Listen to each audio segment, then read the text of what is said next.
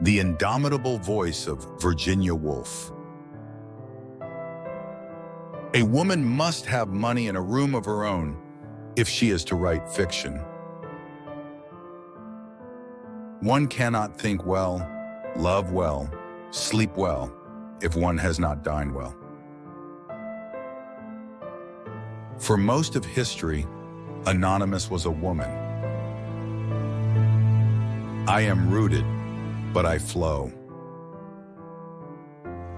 How many women forgotten because not even they themselves can or will be able to say, this mouth is mine, this body is mine, this is what I think. Lock up your libraries if you like, but there is no gate, no lock, no bolt that you can set upon the freedom of my mind. The eyes of others are prisons, their thoughts are cages. I am made and remade continually. Different people draw different words from me. Arrange whatever pieces come your way. I wanted to write about everything, about the life we have and the lives we could have had. I wanted to write about all the possible ways to die.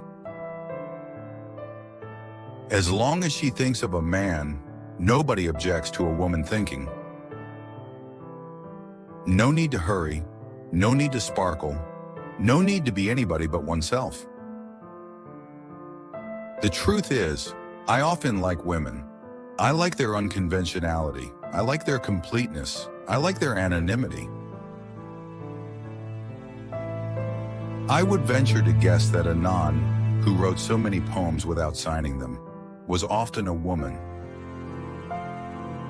Books are the mirrors of the soul.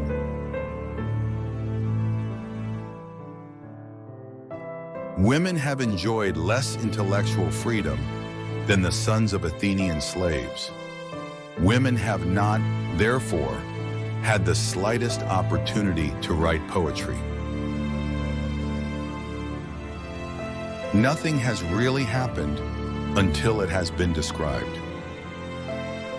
You cannot find peace by avoiding life. Growing up is losing some illusions in order to acquire others.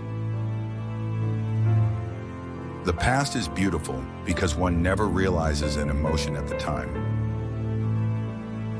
Fiction is like a spider's web, attached ever so lightly perhaps, but still attached to life at all four corners.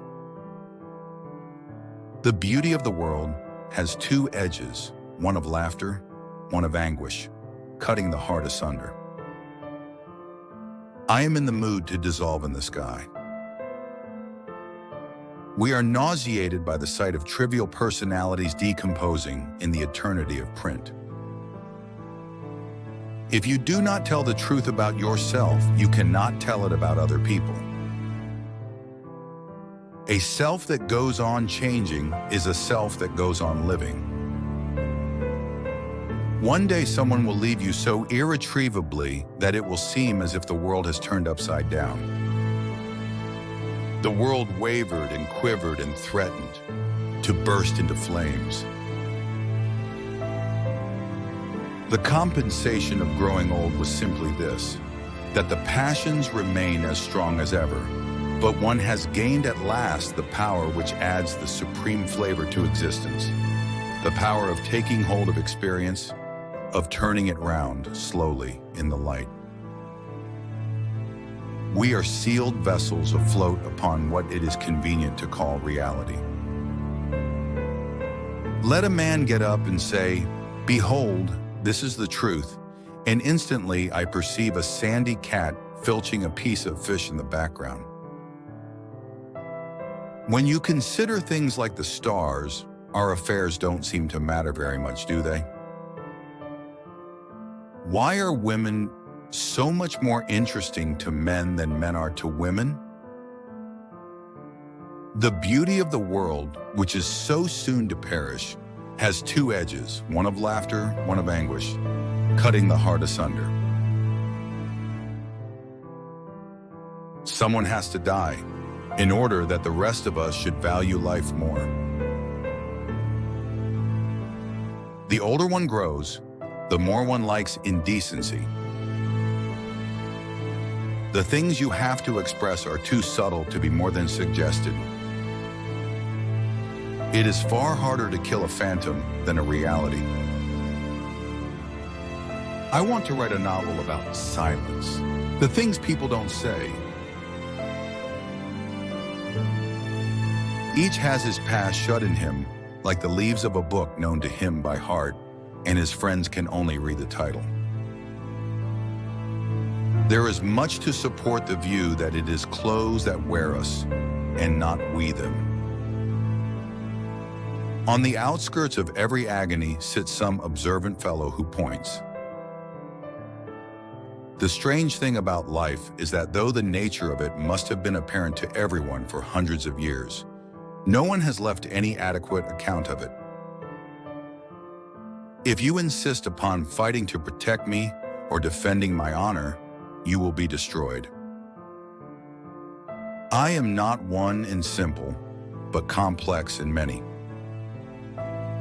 The past only comes back when the present runs so smoothly that it is like the sliding surface of a deep river. We all indulge in the strange, pleasant process called thinking. Somewhere, everywhere, now hidden, now open, she was always leaving, spreading, stirring, vanishing. Nothing thicker than a knife's blade separates happiness from melancholy. Life for both sexes is arduous, difficult, a perpetual struggle.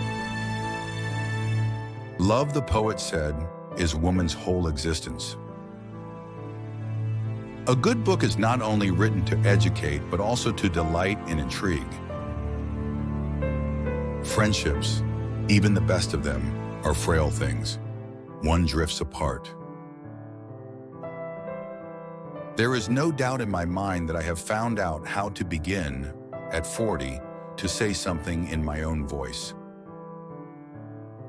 Literature is strewn with the wreckage of those who have minded beyond reason the opinion of others. I need not hate any man, he cannot hurt me.